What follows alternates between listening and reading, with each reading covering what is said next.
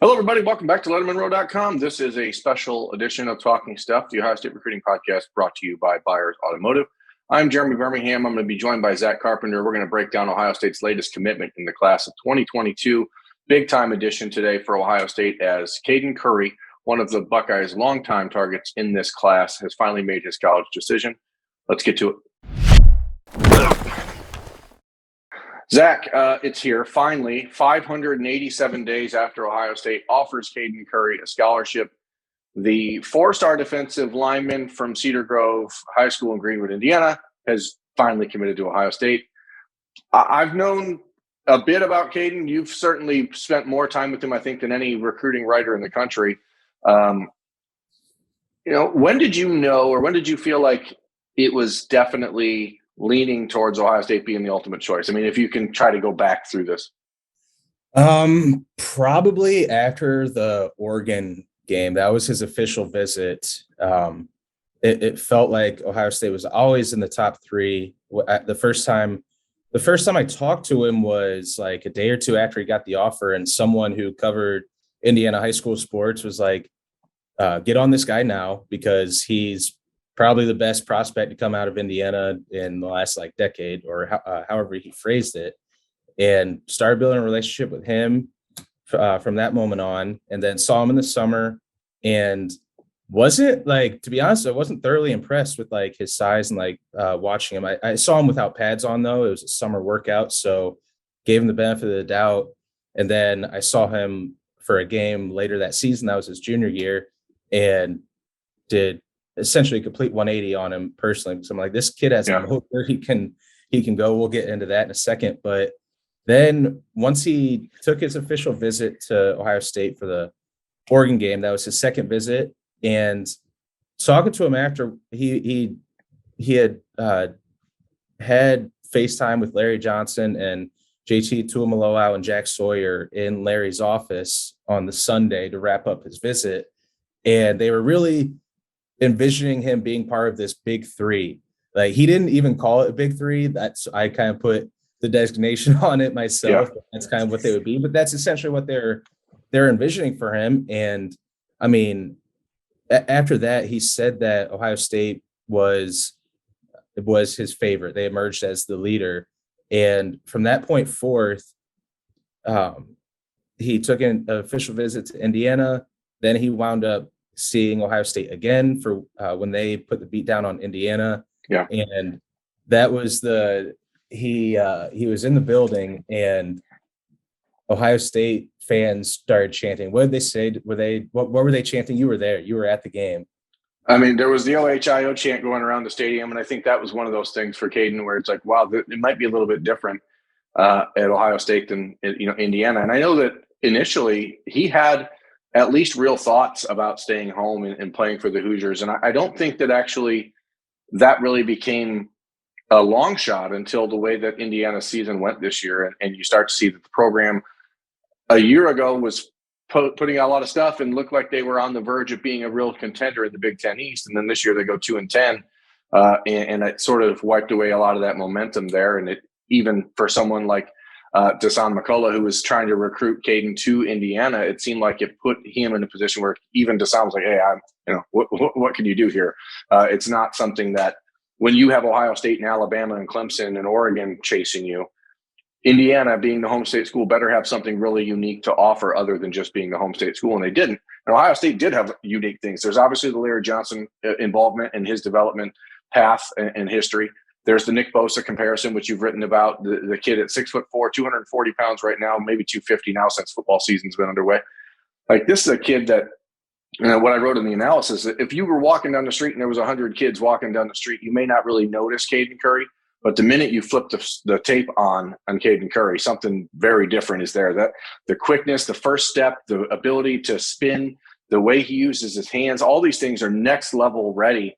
And I think that, that's why Ohio State, despite the fact that Caden is the 125th ranked overall player in the country or something ridiculous in the composite rankings, the consensus rankings, Ohio State thinks this is a top 15 player in the country.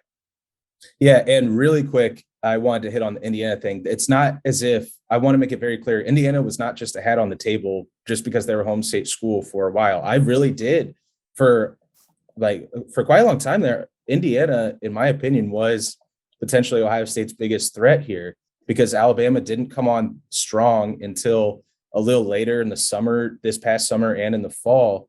And they had what's called the bowl position, which is hybrid defensive end, hybrid linebacker. That was really something that he that's something that he felt like he could play. He thought he could excel in that role. But like you said, I think as this season went along, I think sort of he saw where I guess Indiana's program was headed, and it didn't have that same juice to it as it did last season. So I think Ohio State and Alabama emerged as a battle between those two. But getting back to what he is on the field, the motor is the number one thing that stands out. And anybody I talk about Caden with, coaches and whatnot, they pretty much single out that as the first thing that really pops off on film and in watching him in person. And that coincides really well with what Larry Johnson loves so much in his defensive lineman. I think we've talked about that plenty, that motor is kind of something that you can't really teach and instill in somebody. And he has that. That's why you see toward the end of games in the fourth quarter, he still has that edge to him, and he makes these big plays, these big sacks and tackles for loss, whether pursuing a running back in the backfield or chasing down a quarterback outside the pocket. He has that ability to finish plays and to finish games, which is why I think he's going to be so valuable in that sort of Nick Bosa role. And he has this like Dwight Freeney style spin move that he hasn't perfected, in my opinion, but he's clearly shown that that's a capability, something that's in his repertoire. Yeah, if you put on his junior film, the first highlight is him lined up at nose tackle and does a spin move that it's ballerina-esque. This is a kid that, we've talked, the Nick Bosa comparison you wrote about, what Larry Johnson talked to his defensive line coach, Matt Patterson, about. That's the ceiling, right? Like that's the high point of if everything goes right and Caden Curry develops exactly how Ohio State thinks he can, then that's the ceiling. But I think the important thing of talking about recruits sometimes is the basement, is the floor. And I think that the floor for someone like Caden Curry, and this is a lofty floor, is someone like John Simon at Ohio State, who, when he came out of Youngstown, was that style of defensive lineman. He could have been an outside linebacker in the right defense as you see him in the NFL. 6'4", 245, 250 if he stays lighter. Could probably get into that 270 range if you see him get there. But I think that when you talk about the motor, I think of John Simon, and that's why we had Caden Curry as one of the first people on the list. We were doing the must get priority series for Ohio State back when we did that in the spring, and it's just a simple situation here for Ohio State where they absolutely had to land Caden Curry with only one other defensive lineman committed, and that being Kenyatta Jackson Jr. With the uncertainty around Omari Abor, Hero Kanu, Christian Miller, you don't know anything that's going to happen with those guys for another couple of weeks as far as where they end up signing. It was just super important today that they land Caden Curry. Yeah, and like you said, being now one of only two defensive linemen for sure in this class, that versatility brings with being able to be on the edge and being able to play inside, that becomes even more important that they bring him in, because you don't know for sure whether Hero Kanu and Omari Abor are coming into the class. I think we're both on the same page that we do think that they will both wind up in the class, but you don't know for sure at this point. But like you said, he doesn't stand out in a crowd, but I do need to make a point that when I saw him in the summer of his junior year and in the fall, compared to when I saw him in the preseason in August and for two of his games this season, he looks completely different body-wise. He retooled his body. He looks more of like a defensive end prospect. I know when I saw him, he had lost fat and put on the weight, but in muscle. Yeah. So he's a senior in high school who is going to be coming into the program already chiseled out, and he's someone that Mickey Marotti and that strength staff at Ohio State are going to be able to work with really well. And he's shown the propensity that he can put on that weight without losing any of that lateral agility and that motor and all that stuff that we talk about. And I think this guy's sort of the limit, to put it in cliche terms for him. He's just someone who is, I think his ceiling is an all Big Ten type of player. I think that's sort of what you're on the same page with. Yeah, I mean, again, body style, the game style, the way he plays. I mean, I think it's funny that in the summer he made his first visit to Ohio State in June after a year and a half of waiting to make that trip.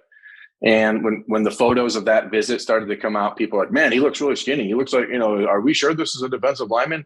And, it was in the middle of baseball season just ended. It was not a situation where Caden had been doing the football workouts and all that stuff.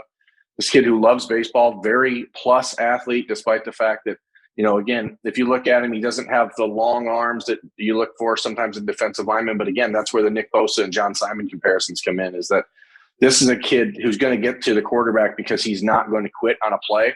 And I think if you have an opportunity to side him up on one side of the defense and you put Jack Sawyer in that same aggressive, like, I'm going to go until I can't go anymore mentality, that's the type of defensive lineman that really excels at Ohio State. And I think it's actually another situation. We talked about Gabe Powers in this Jack role that Jim Knowles' defense is going to be deploying likely at Ohio State. Caden Curry is a guy, if you look at Colin, what's his name? Freshman at Oklahoma State. I don't know. 13 sacks. He was a true freshman at Oklahoma State. Same body type. Caden's a little taller, but it's a kid who could play in a stand-up edge type of role if he needed to at times. And again, I think that's why it's so important for Ohio State in this class to bring in Caden Curry, because that versatility. He's not going to force you to not take another defensive end like Omari Abor, or force you to say, hey, Hero Canoe, Christian Miller, we don't have room for you at defensive tackle, because he can do it all.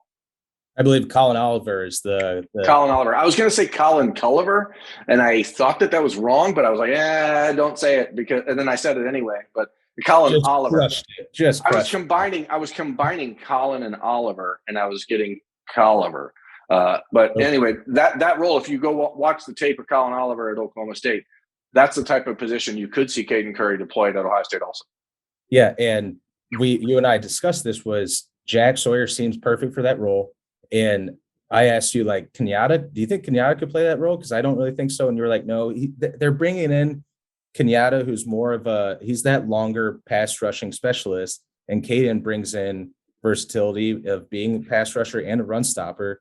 But I do think he fits sort of that mold, who could play that Jack role with, I mean, you look at it, Indiana wanted him essentially in that same position. So, and watching him play multiple times, he's played defensive end, he's played defensive tackle, he played a little bit of Mike linebacker for Center Grove this season. I was told that in the preseason, like, we're gonna have a couple surprises for some people. We're probably gonna put him at Mike linebacker, but they're like, don't tell anybody that, because we want it to be like a game plan that people aren't looking out for.